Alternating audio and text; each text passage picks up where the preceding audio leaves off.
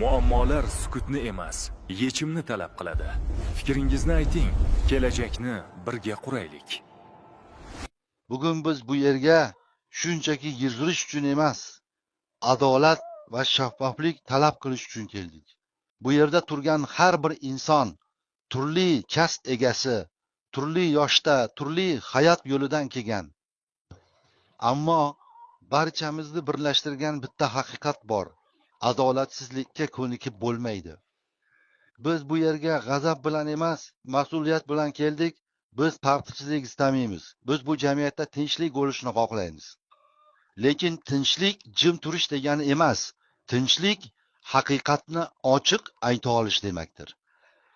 Adolat bu tanlanganlar uchun beriladigan imtiyoz emas.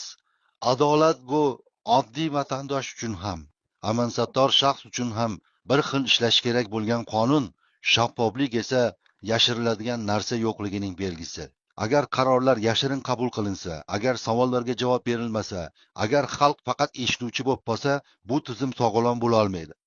Biz bu yerda turgan yuzlab odamlar nomidan gapiryapmiz. Ularning ko'pchiligi baland ovozda gapirmaydi. Ammo ularning ichidagi savollar yillar davomida yig'ilib degan. Xalq sabr qiladi. Chunki xalq mas'uliyatini tushunadi. Lekin sabr cheksiz emas. Sabr suiiste'mol qilinmasligi kerak. Biz ochiq boshqaruvni xohlaymiz. Biz qarorlar qanday qabul qilinayotganini bilishni xohlaymiz.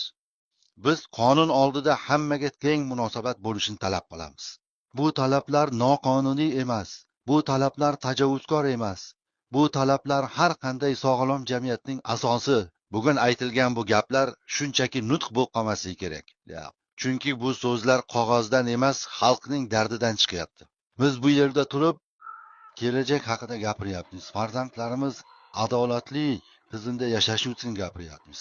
Biz tinchmiz, ammo biz befarq emasmiz va bugun bu maydondan chiqqan ovoz xalqning ovozi. Har bir muammo yechim izlaydi. Ammo to'g'ri yechim, to'g'ri niyat va to'g'ri nigohdan boshlanadi.